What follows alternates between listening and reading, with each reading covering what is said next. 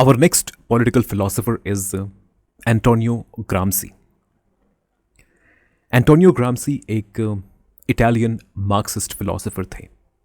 1921 में Italian communist party को, Italy में इटालियन कम्युनिस्ट पार्टी को फाउंड किया गया और एंटोनियो ग्राम्सी इस इटालियन कम्युनिस्ट पार्टी के एक फाउंडिंग मेंबर भी थे।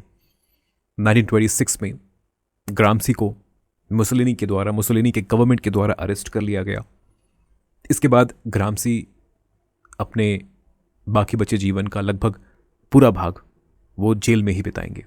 1937 में उन्हें रिलीज़ किया गया, लेकिन रिलीज्ड होने के जस्ट कुछ ही दिनों के बाद उनकी मृत्यु हो गई। जब वे जेल में थे तब उन्होंने अपने दोस्तों से कहा कि उन्हें नोटबुक्स चाहिए, लिखने के लिए उन्हें नोटबुक्स चाहिए। उनके दोस्तों के द्वारा जेल के भीतर सीक्रेटली उन्हें नोटबुक्स पहुंचाए गए, स्मगल किए गए। नोटबुक्स एक तरह से स्मगल किए गए ग्राम्सी तक। 1929 से लेकर 1935 तक इन्हीं नोटबुक्स में ग्राम्सी ने अपने थॉट्स को लिखना शुरू किया। अलग अलग स्मॉल एसेज के फॉर्म में उन्होंने अपने पूरी पॉलिटिकल फिलॉसफी को इन नोटबुक्स में लिख दिया। उनके मृत्यु के बाद इन नोटबुक्स को रिकवर किया जाता है और ये देखा गया कि देयर आर 30 नोटबुक्स थे जहां ग्राम्सी ने अपने पॉलिटिकल थॉट को लिख रखा था।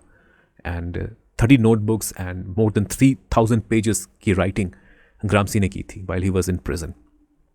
उनके मृत्यु के बाद इन सभी नोटबुक्स को एक साथ लाकर इन्हें प्रिजन नोटबुक्स के फॉर्म में पब्लिश किया जाता है। Okay, and it is this prison notebooks जहां हम ग्राम्सी की पॉलिटिकल फिलॉसफी को देख सकते हैं। His political philosophy, his entire political philosophy is present in these prison notebooks.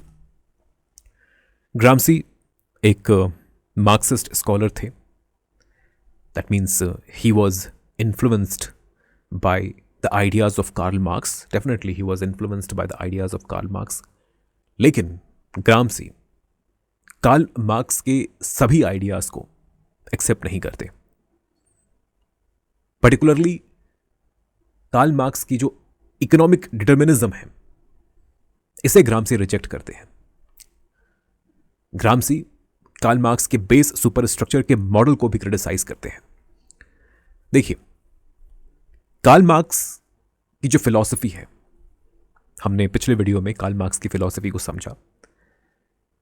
Karl Marx की फिलॉसफी को इकोनॉमिकली डिटर्मिनिस्टिक कहा जाता है। ऐसा क्यों?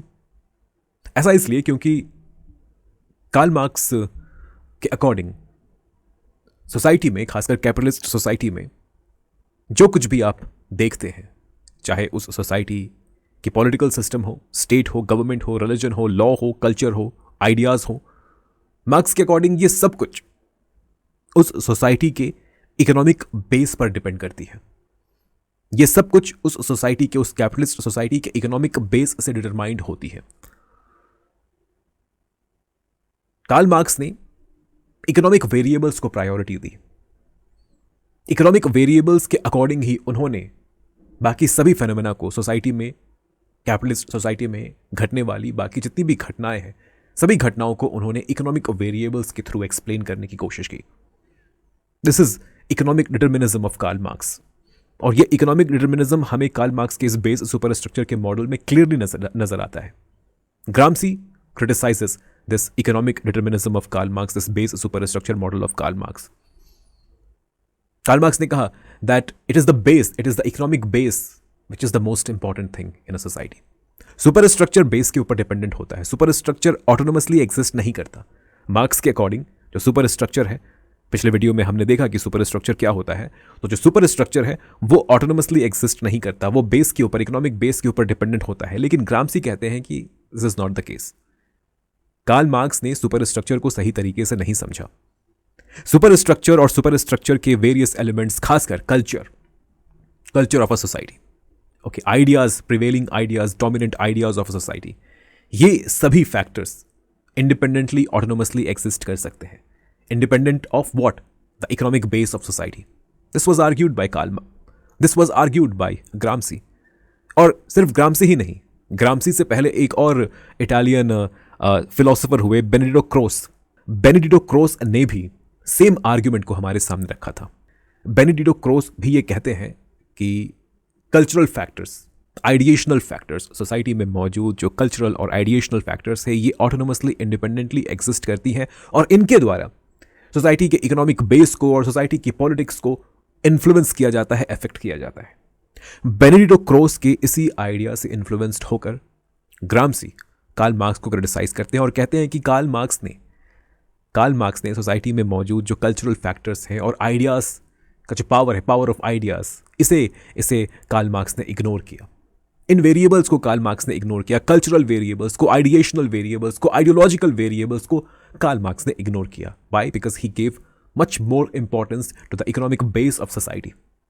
तो कार्ल मार्क्स के द्वारा जो एरर कमिट किया गया, इस एरर को ग्राम्सी रेक्टिफाई करते हैं और ग्राम्सी का ये जो न्यू ऑब्जर्वेशन है, ये जो न्यू इनसाइट ग्राम्सी को मिला है, न्यू अंडरस्टैंडिंग, जिस न्यू अंडरस्टैंडिंग को ग्राम्सी ने एक्वायर किया है, ग्राम्सी अपने इस न्यू अंडरस्टैंडिंग को अपने हेजमनी के कॉन्सेप्ट में प्रेजेंट करते हैं। अपने हेजमनी के कॉन्सेप्ट के थ्रू, अपने स्टेट के कॉन्सेप्ट के थ्रू, अपने रेवोल्यूशन के कॉन्सेप्ट के थ्रू ग्राम्सी अपने इस न्यू इनसाइट, अपने इस न्यू अंडरस्टैंडिंग को हमारे सामने रखते हैं। तो एक एक करके हम ग्राम्सी के इन तीनों ही कॉन्सेप्ट्स को समझेंगे। Hegemony, the concept of hegemony of Gramsci, his concept of state and his concept of revolution. सबसे पहले hegemony, Gramsci on hegemony. What is hegemony according to Gramsci? देखिए, पावर को मेंटेन करने के कई तरीके होते हैं और आप इन तरीकों को दो कैटेगरी में या दो पार्ट्स में डिवाइड कर सकते हैं। एक तो कर्सिव मेथड और दूसरा non cursive method. Cursive method जहां आप अपने पावर को फोर्स के माध्यम से, बल के प्रयोग के थ्रू, थ्रेट के माध्यम से, पनिशमेंट के माध्यम से, सैंक्शंस के माध्यम से जब आप अपने पावर को मेंटेन करते हैं, जब लोग आपको ओबे कर रहे हैं, आपके कमांड्स को ओबे कर रहे हैं, इसलिए क्योंकि लोगों को डर है कि अगर वे आपके कमांड को ओबे नहीं करें तो उन्हें पनिशमेंट फेस करना पड़ेगा, उनके ऊपर फोर्स यूज किया जाएगा, उनकी लाइफ थ्रेटेंड हो जाएगी। जब इस डर से लोग आपके कमांड को ओबे करते हैं और इस डर के थ्रू जब आप लोगों के ऊपर पावर को एक्सरसाइज करते हैं, this is called the coercive method to use power. लेकिन कर्सिव मेथड को यूज करके आप लंबे समय तक लोगों को गवर्न नहीं कर सकते। You cannot rule people for a long time just by use of force, use of punishment, use of threat. No, you cannot do it. एक पॉइंट आएगा, एक टाइम आएगा जब लोग आपके अगेंस्ट रिवोल्ट करेंगे। You are using force on the people. There is going to be a time, there is going to be a point when people are going to revolt against you. तो cursive method, power को maintain करने का जो cursive method है वो बहुत ज्यादा effective नहीं होता, बहुत ज्यादा लॉन्ग टर्म तक वो काम नहीं करता। इसलिए मोस्टली रूलर्स के द्वारा, उनके द्वारा जो पावर के पोजीशन में मौजूद होते हैं, पावर को होल्ड करते हैं, मोस्टली इन लोगों के द्वारा अपने पावर को मेंटेन करने के लिए नॉन कोअर्सिव मेथड को यूज किया जाता है, जहां ये पनिशमेंट को, फोर्स को, बल के प्रयोग को, थ्रेट को यूज नहीं करते अपने पावर को मेंटेन करने के लिए या लोगों से अपनी बातों को मनवाने के लिए। नहीं, नॉन कोअर्सिव मेथड के थ्रू, बिना फोर्स को यूज किए, बिना बल का प्रयोग किए इन लोगों के द्वारा पावर को एक्सरसाइज किया जाता है। तो ये जो नॉन कोअर्सिव मेथड है, the non coercive method by which power is exercised, इसी नॉन कोअर्सिव मेथड को हेजमनी कहा गया। ग्राम्सी इसी non coercive method of maintaining power, इसे ग्राम्सी हेजमनी कहते हैं। अब ये हेजमनी वर्क कैसे करता है? जो नॉन कोअर्सिव मेथड है, जहां बिना फोर्स को यूज किए, बिना बल का प्रयोग किए, बिना किसी को थ्रेटन किए, बिना किसी के अगेंस्ट पनिशमेंट को यूज किए आप उससे वो काम करवा रहे हैं जो काम आप उससे करवाना चाहते हैं। This is what is hegemony. But ये हेजमनी वर्क कैसे करता है? हेजमनी के वर्क करने के लिए आपको लोगों के थॉट को मॉडिफाई करना होगा, उनके प्रेफरेंसेस, उनके चॉइसेस को मॉडिफाई करना होगा, उनके आइडियाज को आपको इन्फ्लुएंस करना होगा। देखिए, आप किसी से कुछ करवाना चाहते हैं तो या तो आप उसके ऊपर फोर्स को अप्लाई करें, उसे थ्रेटन करें कि वो आप जो कह रहे हैं वो काम वो कर दे, या फिर आप उसके भीतर ये डिजायर क्रिएट करें कि उसे वो काम करना है, उसके प्रेफरेंसेस, उसके चॉइसेस को आप मैनिपुलेट करें, उसके आइडियाज को आप मैनिपुलेट करें कि वो खुद ब खुद उस काम को करने के लिए तैयार हो जाए। आपने उसे कहा नहीं कि ये काम करो, बट आपने उसके थॉट को, उसके आइडियाज को मैनिपुलेट कर दिया। So he is now himself ready to do that work. This is what is hegemony, this is how hegemony works.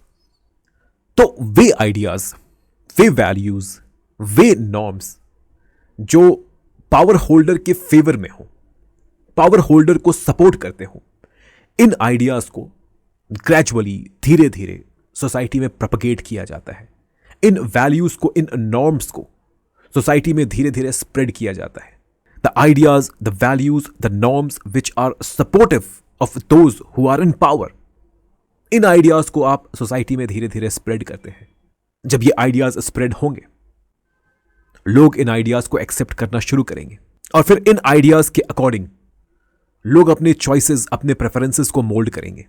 In ideas को जब लोग एक्सेप्ट कर लें तो फिर लोगों का ओबीडियंस गवर्नमेंट के प्रति, रूलर्स के प्रति लोगों का ओबीडियंस ये ऑटोमेटिक हो जाएगा, ये स्पॉन्टेनियस हो जाएगा।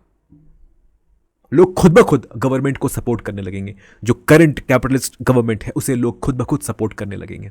कैपिटलिस्ट गवर्नमेंट को लोगों के ऊपर किसी तरह के कोई पावर को यूज करने की जरूरत नहीं है, किसी तरह के कोई फोर्स को यूज करने की जरूरत नहीं है। People will themselves support the government by their own as a habit. This is what is called hegemony. Hegemony एक तरह का सॉफ्ट पावर है। ओके, सॉफ्ट पावर कैसे वर्क करता है? It works through attraction. Soft power, it works through attraction. आप किन्हीं ideas के प्रति अट्रैक्ट होने लगते हैं, किन्हीं वैल्यूज के प्रति आप अट्रैक्ट होने लगते हैं, और फिर आप जिन आइडियाज के प्रति अट्रैक्ट हो रहे हैं, जिन वैल्यूज के प्रति आप अट्रैक्ट हो रहे हैं, आप उन आइडियाज, उन वैल्यूज को सपोर्ट करेंगे और उन आइडियाज, उन वैल्यूज के जो प्रोपोनेंट है, आप उनके प्रोपोनेंट को भी सपोर्ट करेंगे। So if you are attracted towards capitalist ideas, capitalist values, then you will support these capitalist ideas and capitalist values, but you are also going to support the government which is capitalist, the rulers who are capitalist. In ideas के proponent को भी आप support करेंगे। This is how hegemony works. This is how hegemony works. इसके बाद आता है theory of state of ग्रामसी। ग्रामसी के अकॉर्डिंग स्टेट दो तरह के सोसाइटी से मिलकर बनता है। एक है पॉलिटिकल सोसाइटी और दूसरा civil society. Within a state, both the societies will come, political society and civil society. Political society ये गवर्नमेंट को रिप्रेजेंट करेगा, गवर्नमेंट के इंस्टीट्यूशंस को रिप्रेजेंट करेगा, खासकर गवर्नमेंट के कर्सिव एलिमेंट को, फोर्स के एलिमेंट को ये रिप्रेजेंट करेगा पॉलिटिकल सोसाइटी। यहाँ पर पुलिस मौजूद होगी, army, legal system, all these things, all these government machinery, these institutions, these cursive instruments of a government will be present in this political society. लेकिन state का एक और पार्ट है, सिविल सोसाइटी। ग्रामसी सिविल सोसाइटी को भी state के अंतर्गत include करते हैं, और ये सिविल सोसाइटी ही वो प्लेस है जहां पर स्टेट के द्वारा, कैपिटलिस्ट स्टेट के द्वारा हेजेमनी को एक्सरसाइज किया जाता है, कंसेंट को मैन्युफैक्चर किया जाता है। Political society that represents the cursive element of the state. Okay, the element of power of the state, the naked power of the state is represented in the political society. Police, army, legal system, ये क्या है? ये visible है, ये visible power है। The naked power of the government, the naked power of the state is visible in this political society. लेकिन वो power जो इनविजिबल है, दैट इज हेजेमनी, जो दिखाई हमें नहीं देता, वो पावर कहां पर एक्ट करता है? वो पावर एक्ट करता है in the civil society. Civil society, it is not the domain of Karshan. It is not that domain where the state is going to use its force, its might, its power. No. Civil society में hegemony को use किया जाता है। यहां पर consent को manufacture किया जाता है। कैसे मैन्युफैक्चर किया जाता है? मैंने आपको बताया। जो रूलर्स हैं, जिनके पास पावर है, उनके लिए जो आइडियाज फेवरेबल हैं, ओके, उनके लिए जो वैल्यूज फेवरेबल है, उनके लिए जो आइडियाज और वैल्यूज सपोर्टिव है, all these ideas and values are propagated in the society, in the civil society, through various elements and institutions of civil society like family, school, education system, media, church, religion. All these institutions, जिन institutions के लिए हमें लगता है कि ये सभी non state actors हैं, ओके, स्टेट के बाहर एग्जिस्ट करते हैं, इन इंस्टीट्यूशंस को यूज करके गवर्नमेंट के लिए फेवरेबल जो आइडियाज हैं, जो वैल्यूज हैं, उन्हें प्रोपगेट किया जाता है सोसाइटी में, so that people will spontaneously give their consent to the government, to the capitalist government, to the state. State को लोगों को फोर्स करने की जरूरत नहीं पड़ेगी। लोगों का जो कंसेंट है, लोगों का जो सपोर्ट है गवर्नमेंट के प्रति, वो स्पॉन्टेनियस होगा, वो नेचुरल होगा, वो कॉमन सेंस से आएगा। This is how hegemony works. और हेजेमनी सिविल सोसाइटी में वर्क करता है। Civil society is the site, it is the place where hegemony is exercised by the state, by the government. This is the theory of state of Gramsci. अब क्योंकि Gramsci एक Marxist philosopher है, तो वो definitely revolution की बात करेंगे, state को ओवरथ्रो करने की बात करेंगे। He is not supportive of capitalism. Karl Marx ने प्रेडिक्ट किया था कि जो एडवांस्ड कैपिटलिस्ट कंट्रीज हैं, इन सभी एडवांस्ड कैपिटलिस्ट कंट्रीज में, फॉर एग्जांपल ब्रिटेन, इन सभी एडवांस्ड कैपिटलिस्ट कंट्रीज में रेवोल्यूशन इनएविटेबल है। यहां पर रेवोल्यूशन होगा, वर्कर्स रेवोल्यूशन होगा। It is there, it is fixed, it is going to happen. Karl Marx की फिलॉसफी में यह प्रेडिक्शन किया गया था। उन्होंने कहा कि कैपिटलिज्म में इतने कॉन्ट्रडिक्शंस हैं, okay, capitalism will die because of its own contradictions. A time will come when these contradictions will kill the capitalism. तो कैपिटलिज्म के डिमाइस की प्रेडिक्शन कार्ल मार्क्स के द्वारा की गई थी। लेकिन हम देखते हैं कि इन कैपिटलिस्ट कंट्रीज में कोई वर्कर रेवोल्यूशन नहीं होता, कोई सोशलिस्ट रेवोल्यूशन नहीं होता, वर्कर्स यहां पर रिवोल्ट नहीं करते। कैपिटलिस्ट सोसाइटी फ्लरिश करती जाती है, कैपिटलिज्म फ्लरिश करता जाता है। ग्राम्सी ने पूछा कि why Karl Marx failed here, उनकी प्रेडिक्शन यहां फेल क्यों हो गई? वाई इन कैपिटलिस्ट सोसाइटीज में रेवोल्यूशन का जो प्रेडिक्शन था, ये प्रेडिक्शन सक्सेसफुल क्यों नहीं हुआ? Why revolution, workers revolution, communist revolution did not start in these capitalist society? Karl Marx की फिलॉसफी में, उनके राइटिंग्स में इस सवाल का कोई जवाब मौजूद नहीं था। कार्ल मार्क्स ने सिविल सोसाइटी की कल्पना नहीं की थी, उन्होंने हेजेमनी की कल्पना नहीं की थी। उन्होंने आइडियाज और कल्चरल वैल्यूज और नॉर्म्स के पावर को अंडर एस्टिमेट किया था। सुपर स्ट्रक्चर के इंपॉर्टेंस और वैल्यू को कार्ल मार्क्स ने अंडर एस्टिमेट किया था। This is the reason why his prediction of a communist revolution in these advanced capitalist societies did not come to reality, did not come to fusion. Gramsci कहते हैं कि इन capitalist societies में revolution लाना यह कोई आसान काम नहीं है, यह कोई आसान काम नहीं है। इन कैपिटलिस्ट स्टेट को ओवरथ्रो करना, दिस इज नॉट इजी। दो तरह के रेवोल्यूशन को हमें लाना होगा। If you want to overthrow this capitalist state, the advanced capitalist state, you have to bring two types of revolution. और ये जो टू टाइप्स ऑफ रेवोल्यूशन है, इसे ग्राम्सी नाम देते हैं, पहला वॉर ऑफ पोजीशन और दूसरा वॉर ऑफ मनूवर या वॉर ऑफ मूवमेंट। सबसे पहले आपको वॉर ऑफ पोजीशन को फाइट करना है, उसके बाद आप वॉर ऑफ मनूवर को फाइट करेंगे। वॉर ऑफ पोजीशन क्या है? War of position that means आपको हेजेमनी को फाइट करना है। जो कल्चरल हेजेमनी कैपिटलिज्म ने सोसाइटी में, कैपिटलिस्ट सोसाइटी में एस्टैब्लिश की है, उस कल्चरल हेजेमनी को आपको फाइट करना होगा, उस आइडिएशनल हेजेमनी को आपको फाइट करना होगा। यह एक कल्चरल आइडियोलॉजिकल बैटल होगा। दैट मीन्स यहां पर आपको कैपिटलिज्म के हेजेमनी के अगेंस्ट एक काउंटर हेजेमनी को क्रिएट करना है।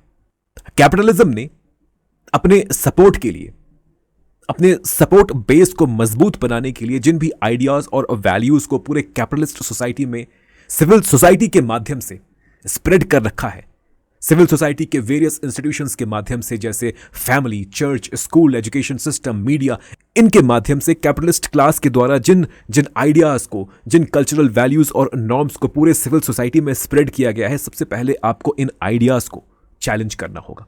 इनके अगेंस्ट एक काउंटर नैरेटिव आपको बिल्ड करना होगा, एक काउंटर हेजेमनी आपको बिल्ड करना होगा। अनलेस और until you are not able to manufacture और you are not able to build this counter hegemony, you cannot overthrow the capitalist state. You need to disturb the manufactured consent of the people towards the capitalist state, towards the capitalist class. इस consent, इस manufactured consent को आपको disturb करना होगा. And this is not an easy thing to do. This is not an easy thing to do. Counter hegemony create करना, this is not an easy thing to do. Counter hegemony को create करने के लिए आपको organic intellectuals की जरूरत पड़ेगी. Gramsci कहते हैं कि दो तरह के इंटेलेक्चुअल्स होते हैं किसी भी सोसाइटी में। दो तरह के इंटेलेक्चुअल्स होते हैं, एक ऑर्गेनिक इंटेलेक्चुअल और दूसरा ट्रेडिशनल इंटेलेक्चुअल। ट्रेडिशनल इंटेलेक्चुअल यहां पर ज़्यादा हेल्पफुल नहीं होंगे। ट्रेडिशनल इंटेलेक्चुअल मतलब वैसे लोग जो आइडियोलॉजी से ऊपर उठ चुके हैं, किसी पर्टिकुलर क्लास या किसी पर्टिकुलर ग्रुप से ऊपर उठ चुके हैं। वो किसी आइडियोलॉजी के प्रति फेथफुल नहीं होते। वे यूनिवर्सल आइडियाज़ की बात करते हैं।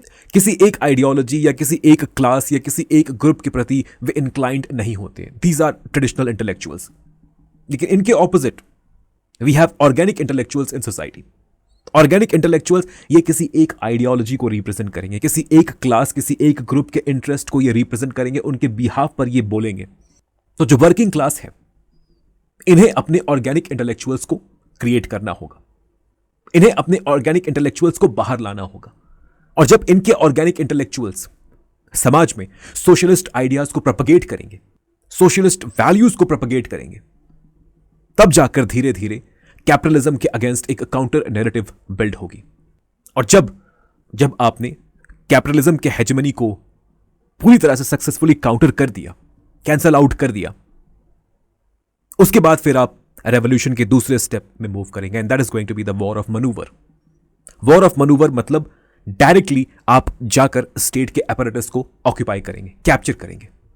This is going to be the direct revolt. जिस तरह के वॉर या जिस तरह के रिवोल्ट की कल्पना हम करते हैं, जहां पर there is going to be a mass protest, workers are united, they're going to march towards the buildings, towards the government, and they're going to physically capture the power of the state, power of the government, जैसा कि Russian revolution में हुआ था। Russian revolution, it was the example of war of manoeuvre, war of movement. तो पहले तो आपको counter hegemony build करना है। कैपिटलिज्म की हेजेमनी को, कल्चरल आइडियोलॉजी को आपको पहले उसे कैंसल आउट करना है। Then you have successfully cancelled out the hegemony of the capitalist class. You have successfully built a counter hegemony, a counter narrative to capitalism. Then you go for this war of maneuver. You go and capture the state apparatus. This is how revolution is done in a capitalist society, according to Antonio Gramsci. I hope that the philosophy of the political philosophy of Gramsci is clear to you. Now, ये Gramsci के कुछ major works हैं, इनके नाम आपको याद रखने हैं और इनके डेट ऑफ पब्लिकेशन को भी आपको याद रखना है। Thank you so much for listening.